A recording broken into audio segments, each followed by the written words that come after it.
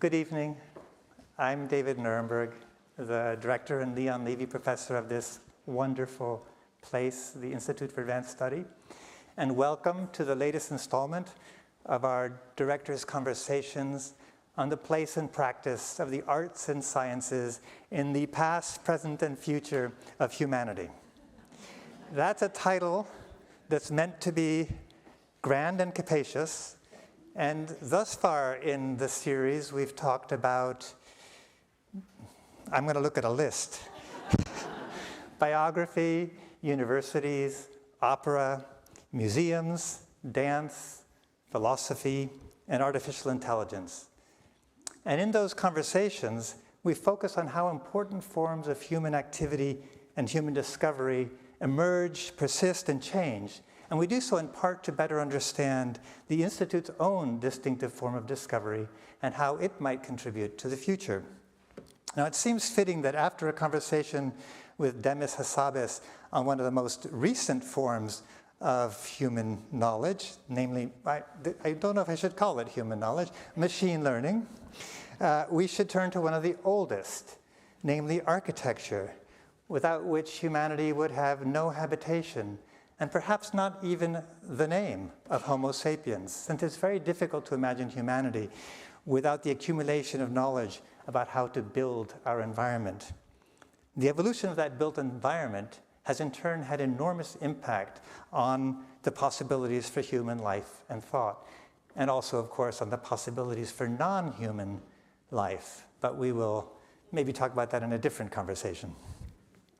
The Institute for Advanced Study does not have a school of architecture, but it does have a long history, really since its founding, of studying art and architecture. Erwin Panofsky, one of our founding professors, actually wrote about many of the buildings we will discuss here, at least the ancient buildings, and Yves Lambois, Maria Lo, we continue this tradition. We also have our own history of thinking intensively about what combination of the built and the unbuilt, of architecture, forest, field, wetland, might best nourish creativity and discovery. Every aspect of our campus is a product of this thought, from the 550 acres of preserved land that has been lovingly curated as a space for contemplation by our early faculty. I offer you here Paul Dirac, heading off to blaze trails, the trails you now walk in the Institute woods, the physicist Paul Dirac. This is after his Nobel Prize, I think. To our buildings, including the one we are sitting in now, designed by Cesar Pelli and dedicated in 1993. And in fact, we could write a history of the architecture not built at the Institute.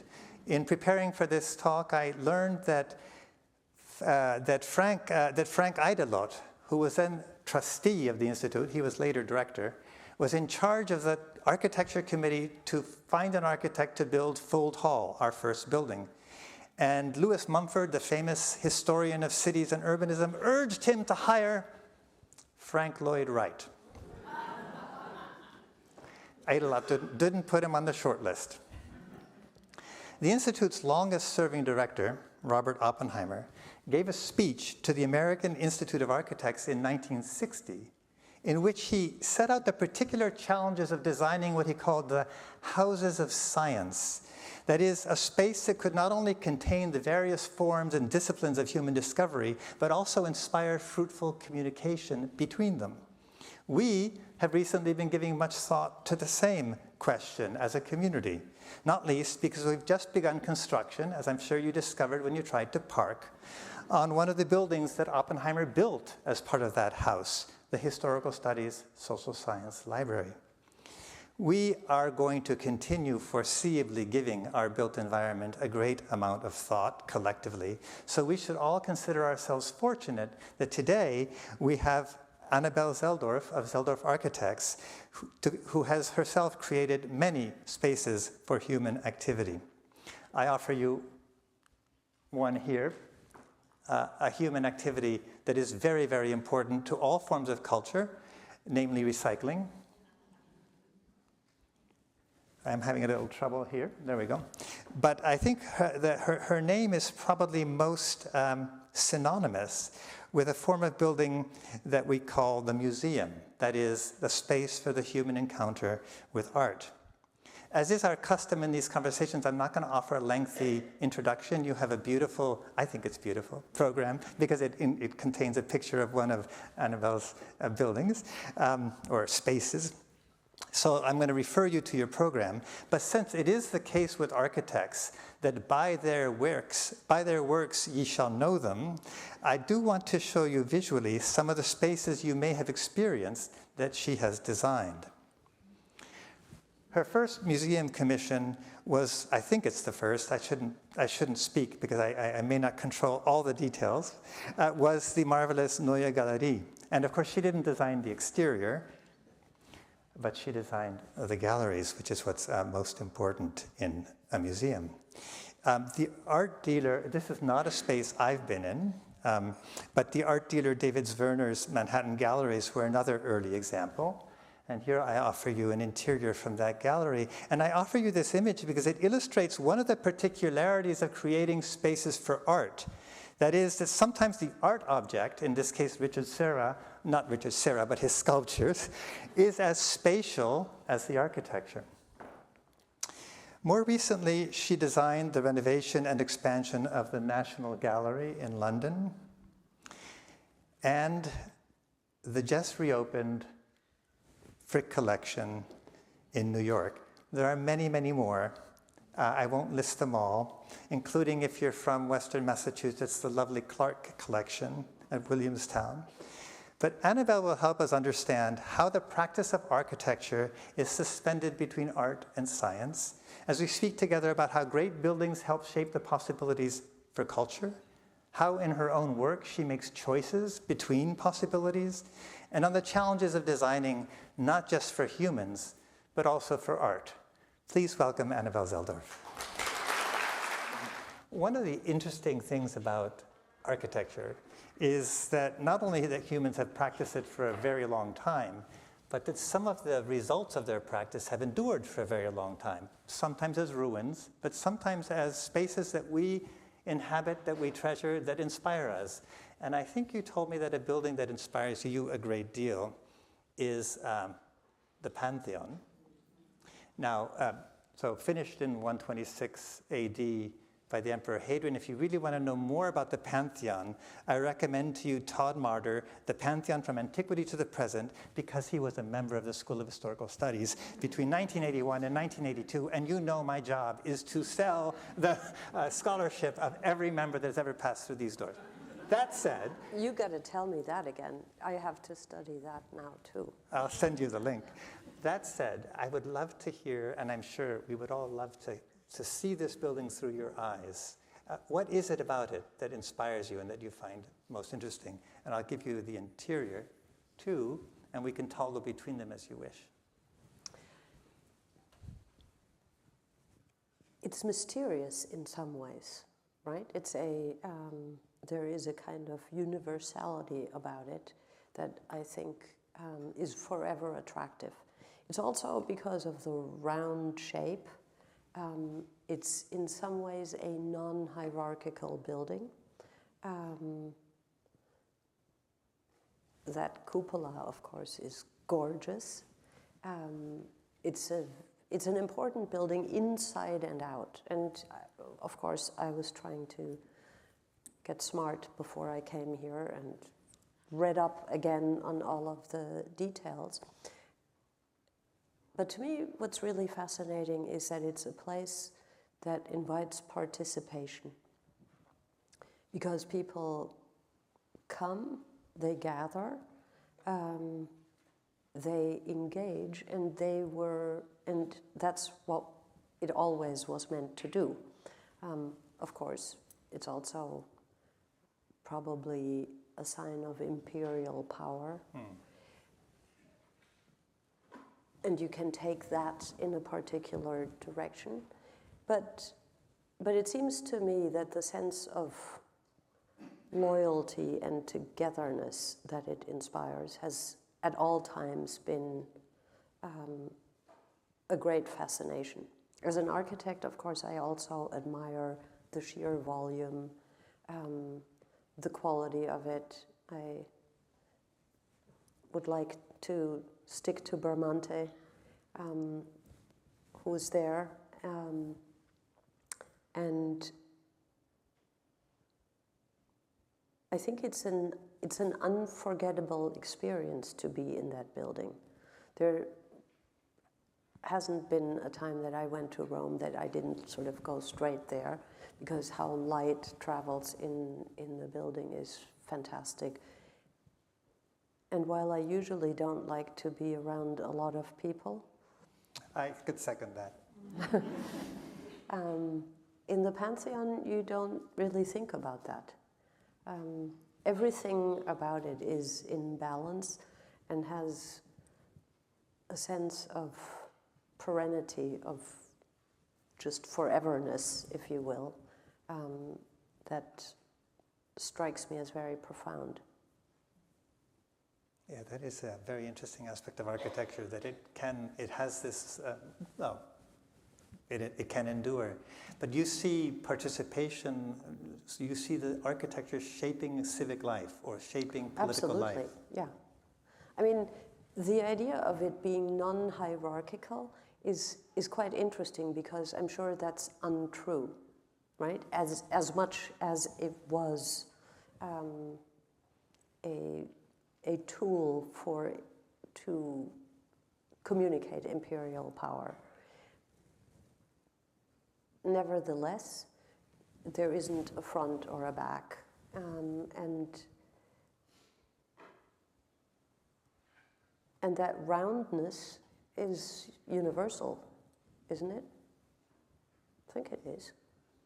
I was also rather impressed by how they managed to bring those enormous granite columns from all the way in Egypt. I read some story about how incredibly not just long but heavy these columns were. And they traveled all the way up the Nile and then across to Italy, and then they were brought to Rome, and all of that a very long time ago.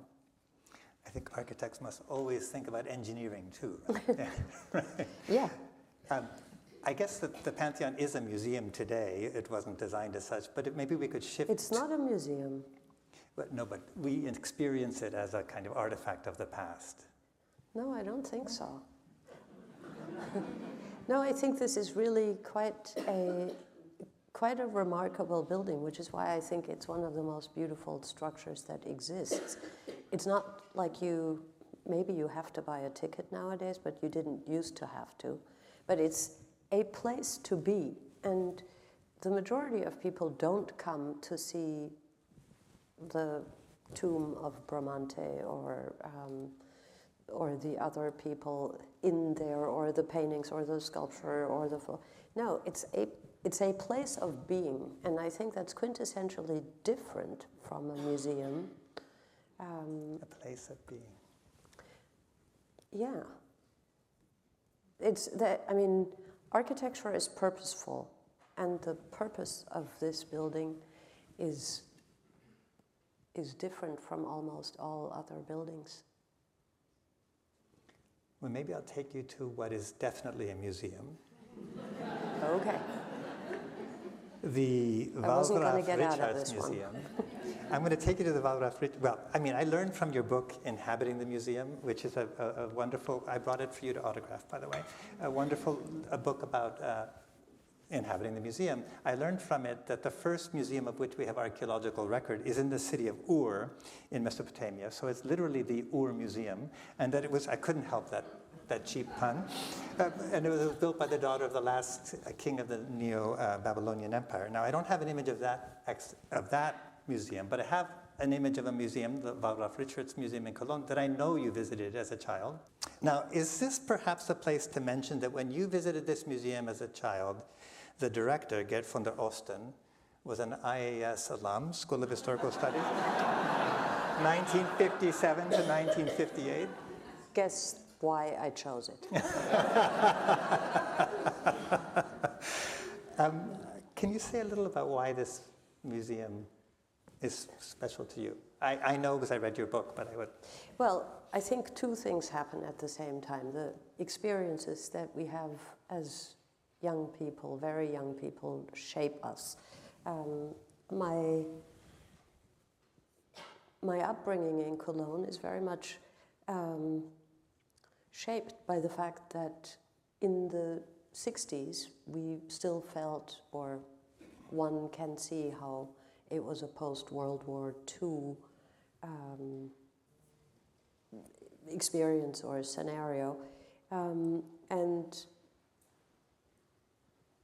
people in the post-war tried very hard to get past that. Building in Cologne happened very, very rapidly and in a very haphazard way. And the Wallraf-Richartz Museum was the first newly built museum, I think, in Germany, post-war. It was built by an architect who had done a lot of ecclesiastical, I cannot say that. As a medievalist, buildings. I can say it easily. Will you say it for me, please? Ecclesiastical. So there was a kind of purity about this building that I am very aware of now, that I probably wasn't so aware of when I was a kid. But we would go to this museum that had a very significant collection of paintings by Mr. Wallraf and Mr. Richartz, but also a wonderful pop art collection by Ernst Ludwig. But what was really great about this building was that there was room for people. And I think that's a really interesting recognition for me, to think that, yes, people go to a museum to look at art. And that's the most important thing. That is why you should go to a museum, because you learn so much. You encounter different cultures, different ways of thinking that enrich your life. But at the same time, you ought to be able to do it at your own pace. You ought to be able to feel welcome. And this museum, in its very simple way, did all of those things. You knew where to go in. There was a courtyard with this large staircase in it that you see right here. On the other side, you're looking out to a courtyard that abuts an old cloister. And it was a very sort of simple, peaceful place. Lots of communal things happened there. Many, many openings where the director, who you're well familiar with, would inaugurate exhibitions, etc. And then you could see up the staircase. This is prior to this museum having had that fantastic Jasper Jones flag painting in the stair hall. Anyway, I could talk about this for a long time. But the point that I'm trying to make is you were welcome to encounter beautifully human spaces and to visit at your own leisure and your own pace. I've just put up an image of a stair. It's that same stair. Mm-hmm. It's the very top of it. And it's stunningly beautiful, right? And I wonder, is this the place where architects get to play with beauty without worrying about the art? But now you've told me that Jasper Johns was nearby, and then I can't say that, but... No, you can say that, because this is at the very top. The ground floor that we saw before leads to the gallery floor along the way where you saw that, you didn't see it, but I told you about the Jasper Jones painting. And then this is another floor up above. So it is, I think, quite as you say, a private moment for the architect to create this kind of marvelous play with daylight and the sort of softening of a very straight, very, decisive staircase that softens at the top and has this kind of round shape. Because I feel that the ego of an architect must have a peculiar shape. Because on the one hand, as you say, buildings are purpose-driven, so you have to keep your own creativity, your own vision in check towards purpose. But then there are spaces where you can really play. You can really. I so disagree. I don't know why making beautiful spaces and making them truly purposeful would be a compromise of any kind. In fact, I think it's the opposite. If you want to make people's experience better, then you make every part of something that is purpose-driven better and more beautiful. You become more cognizant of how we hear, see, touch, feel, how we move in space, provide liberty to think what you want to think. And that's completely different from making paintings or sculptures or installations. Right. I think that's exactly what you said to me once, I'm going to quote back her words to her. Architecture is the only art form that is saddled with purpose, unlike painting and poetry, I think you said. And I guess my question is it's always a matter of degree. My question about this was, is this a space where you get to play without, of course there's purpose, you need traffic, you need people. You always get to play. Yeah, is what you're saying. You always get to play. So I shouldn't feel sorry for the architect. Yes, you should. I guess the painter doesn't have to worry so much about budget, right? You sometimes speak of architecture planting the seeds of experience, and I think you just hinted at that when you talked about how this might have affected your early sense of space. But looking back, did the seeds of this Wallraf-Richartz experience influence your practice? Oh, very much so, yeah. And of course, you don't realize that until, I don't know, sometime later, probably. But one of the most beautiful things about being an architect is that you get to do things, and in your mind's eye, you find the library of experiences, of materiality, of tactility, of sequence of spaces, of light, and all of those things, and they inform what you do in a completely novel way. And so, yeah, I think that some things you commit to memory in a very specific, conscious way, and you pull them out like you would pull out a reference book. And other things reside in the unconscious or in the soft memory, so to speak.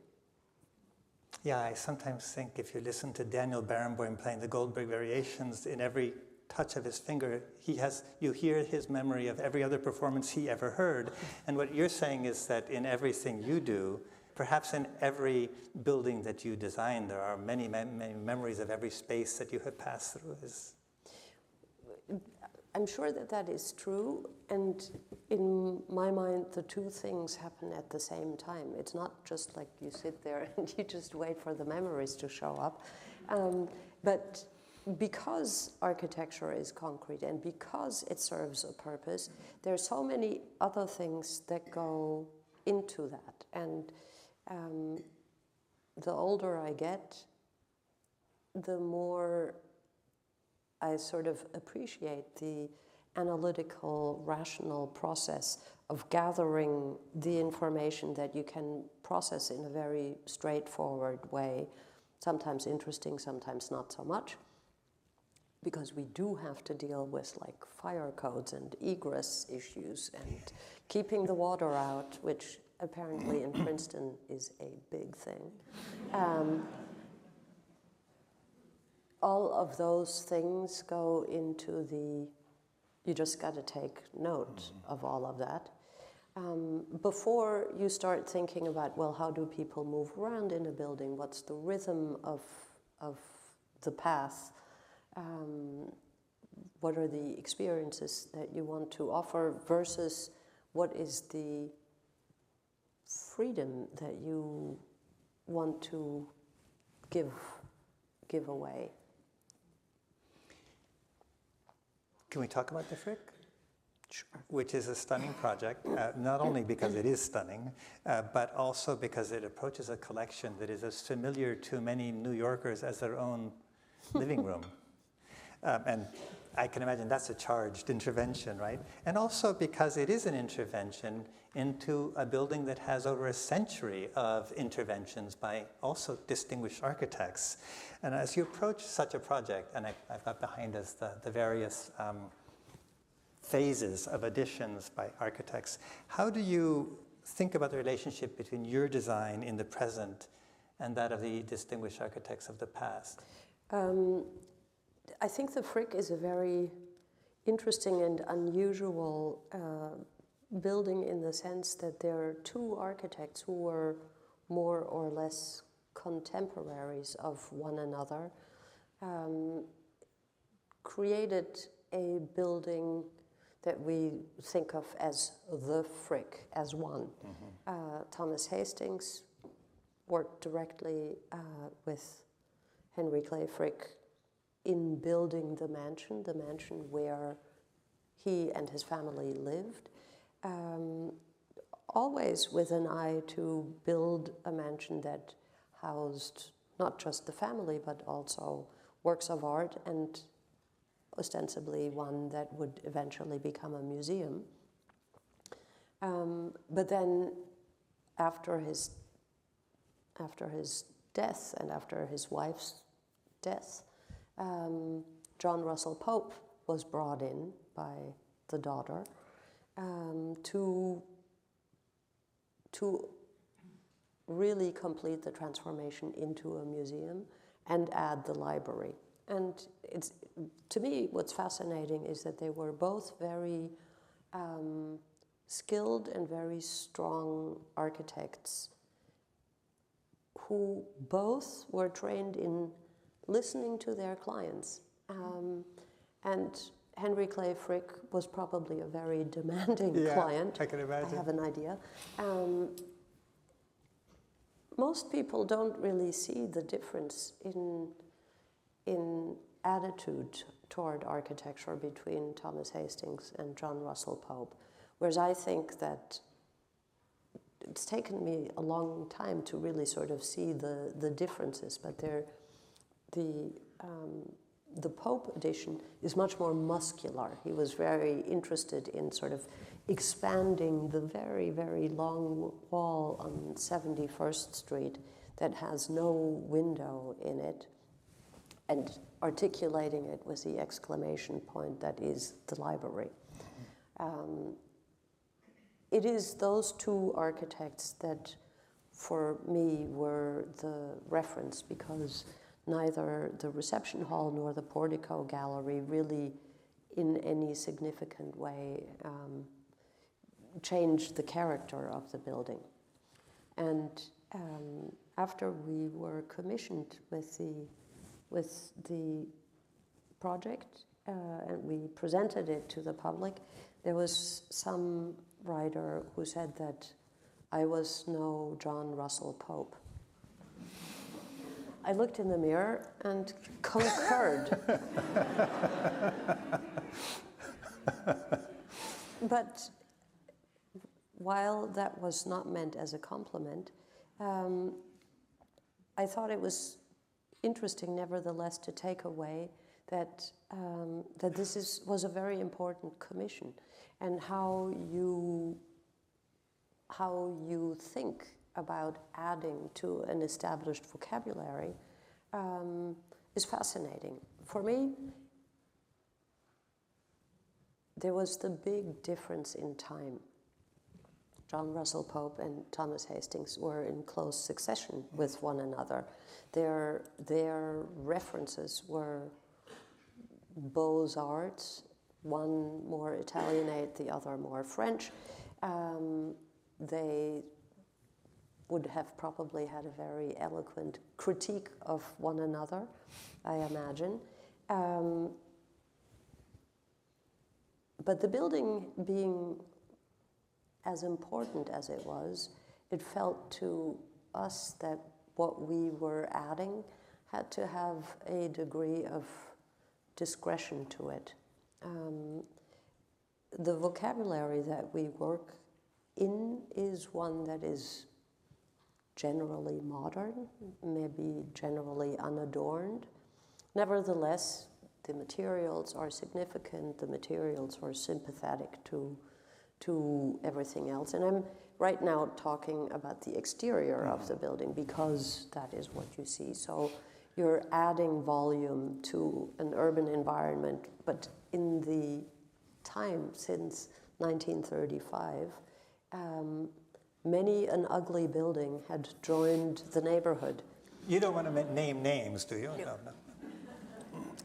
No, but I mean, even, you know, like the neighboring 1960s apartment buildings are not very nice. Interestingly, they housed the neighbors that raised the largest protest to building in the neighborhood, but that's a whole different topic. Could I give you a compliment? I think these stairs are beautiful. Thank you. And I wanted to refer them to I've already quoted you as saying, architecture is the only art that is saddled with purpose and utility. And I wanted to ask about these stairs. So how did purpose and utility constrain your choices? Why these stairs and why these stairs here? Well, the placement of the stair and the adjacent elevators is entirely strategic because by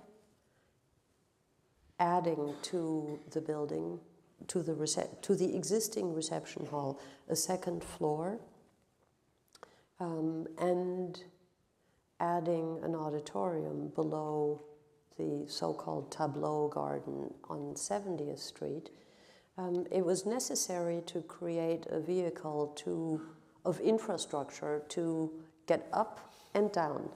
And there was only one place where these elevators and where the staircase could be. And that is where they are. And in a way, that was the key to the entire project, because understanding how you would distribute and circulate in the building, on one hand, the mansion is basically unchanged and offers the great privilege of now being able to go up the stairs and experience the formerly private rooms of the second floor. But across the way, on top of the reception, the existing reception, we now needed to be able to provide access for people in a wheelchair and a sort of second vehicle to access the restaurant, etc. And then that same staircase also serves to take you down to the auditorium, conveniently away from the museum. So in the evenings when concerts are taking place, the rest of the museum may be closed. So that is one example of sort of the kind of logistic thinking that informs architecture, and I think that makes a difference between good and not so good architecture. I can illustrate some of what you just said in terms of what was gained. Here's a cutaway that shows you what was gained. It gained many things in its expansion. It gained more lobby space, two floors of lobby space. It gained a stunning auditorium, which adorns your programs as well. It gained a cafe, not pictured here, lest you get hungry on me. But it also gained new space for art by converting the Frick's domestic space on the second story into galleries. And in doing that, I think choices had to be made between different visions or different versions of purpose and utility. For example, Helen Frick's bedroom is now a gallery space for beautiful a beautiful collection of gold ground paintings, which you see here. But in architecture and design, it remains a bedroom in its aesthetic, the wainscoting, for example. And I wonder, how do you think about the competing demands here? The demand of domesticity, that is, of the history of that space, and the demand of art. Were they competing? Was there any tension between those demands? It's a very interesting conversation to have. To begin with, the appointment of these rooms were not under my what do you call that? Under my control, supervision. Certainly, the architectural aspects of bringing air and light and all of those things into these rooms was one. But the curator had developed a theory in which he said the building has never looked as much as the original building than it does now. And in my mind, that's good, bad, or indifferent, since it's been a museum since 1935, and we're not showing domestic space. Or turning it into a B&B. Right? Or turning it into a B&B. So I think that the choice of putting carpet on the floors, installing what hadn't been there wainscot, and painting it in these sort of very colorful ways, those were choices that they made. In my mind, that choice, yeah, like I said, is very subjective. I personally find it difficult to look at gold ground paintings in a domestic space like that. Why are these paintings in these rooms? Because Helen Clay Frick was the one who introduced gold ground paintings to the collection. Mm-hmm. So that's an argument. In a way, for story over aesthetic or something. Yeah, I mean, I think it's an argument you can make. I don't subscribe to it, but there it is. One thing was lost in the, well, I mean, I'm sure many things, but one thing that was lost is the music room. Could you tell us about how that decision came about? Oh, yeah. It's also a strategic infrastructural decision. So the round music room was not a music room to begin with, but it was conceived for lectures and talks to begin with. And it's only once the museum became more popular that a music program was added. It had a large skylight that was almost from the beginning covered up because daylight was not convenient in that room. Mm. Partially because of the skylight, but also because of other factors. The acoustics were not very good in that room. And in addition to that, it was located in just that place where a connection between the library and the museum was taking place. Mm. So it became more of an obstacle to the connection between these two institutions, if you can call them that, that really are one. The Frick Research and Art and Research Library is very much part of the Frick, and it is open to the public. Everybody can go, and the idea that knowledge and education are connected to the experience of the museum is a nice one and an obvious one in some ways. And so having said that, the other aspect to it is we explored where could we add to the building. And the one place where adding was possible and was maybe a little bit obvious is to sort of convert the slightly inadequate music room that only sat 147 people and was oftentimes too small for the performances offered there. But converting that space into temporary exhibition space, which the Frick desperately needed in order to not always have to move the permanent collection when they had temporary exhibitions. So all of these things came together, building on top of the room was only possible if we took the room away. And so people who wanted to prevent us from doing all of that building work very quickly understood that if they... Focus on the music room. Exactly. It's hard to be an architect. It's much easier to be a medievalist. I have sort of a provocative question, I think. The Frick, one of the things, as an expansion, it's so focused on preserving the domesticity, the scale, the original scale of the collection, which is beautiful. And I can think of a number of museum projects that have done that. The Barnes collection is another one. People in the audience may have I should say full disclosure, have had a role in the Barnes collection. But there's a rash of big museum expansions. I think millions of square feet have been added to museums in the last decade at a cost of maybe billions of dollars. And I guess we often think of the needs of the work of art driving museum architecture.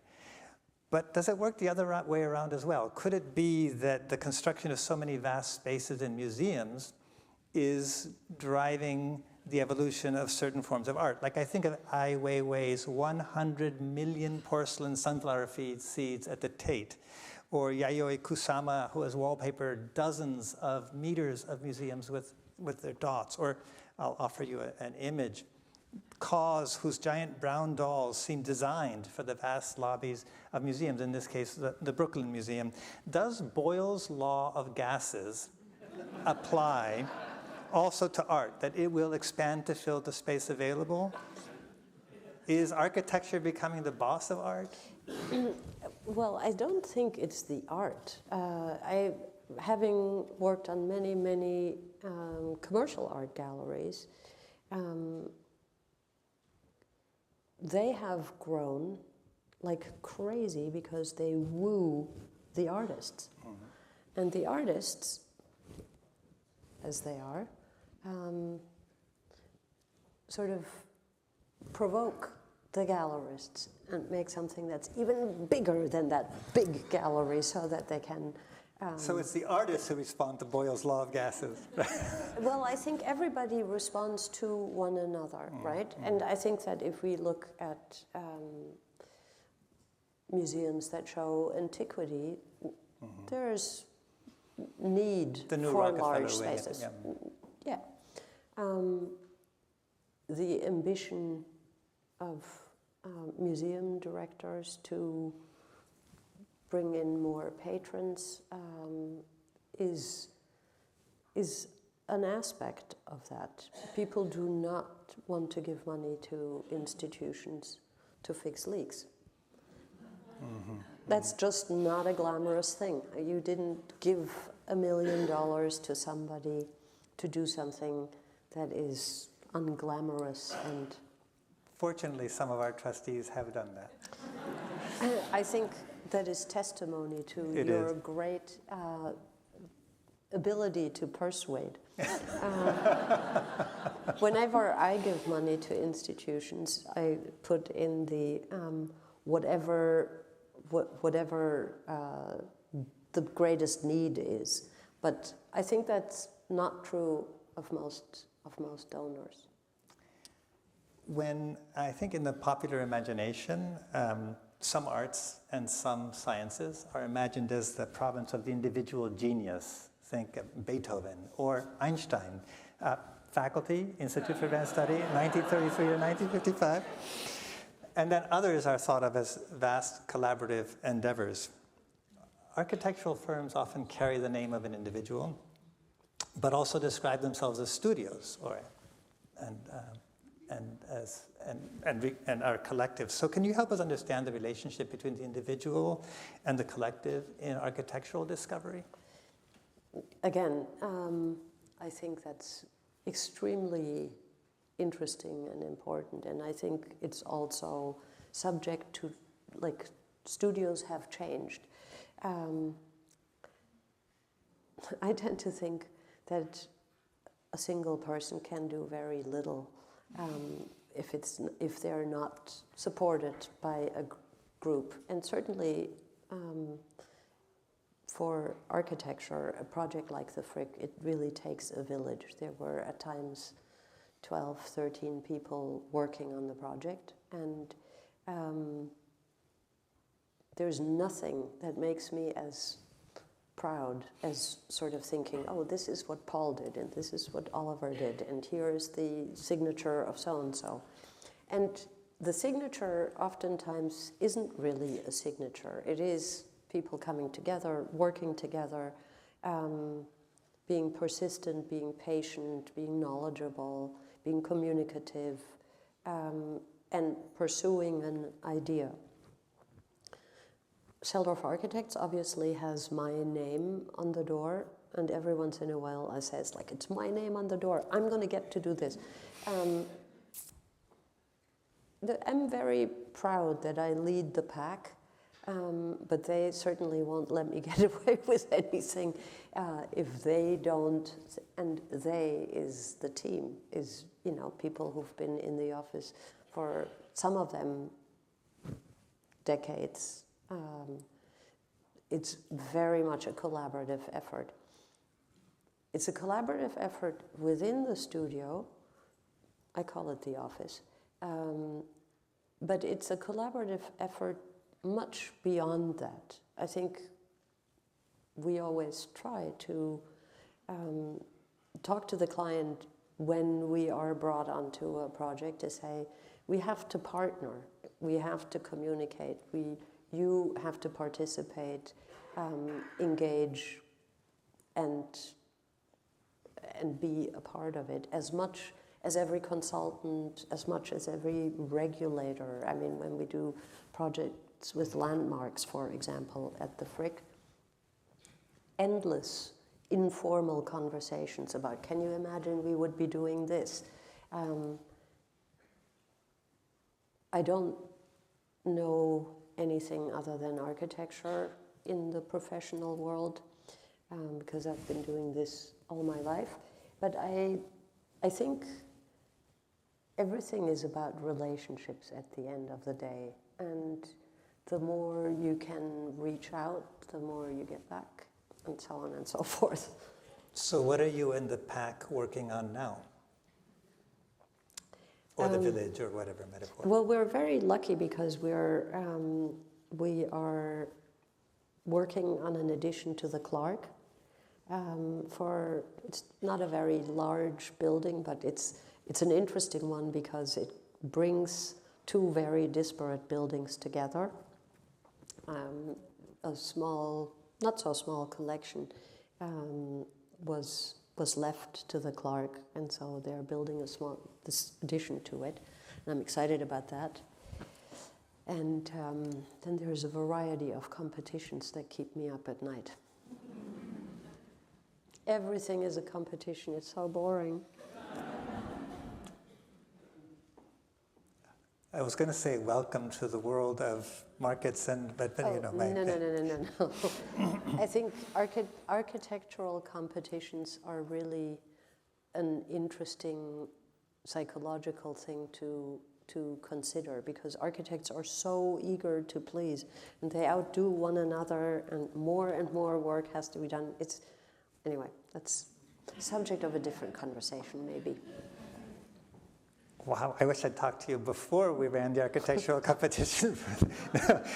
So I realize we've come to the end, and we haven't yet addressed the title, Architecture Between Art and Science. So how would you, I don't mean the title to be dichotomous or in any way, or zero-sum or Manichaean, but how would you situate your practice within that vast spectrum of treasures that we call the arts and sciences? Well, I think that's really for you to say. I just do what I do. No, but I mean, you and I had a conversation that made me think that at this moment in time,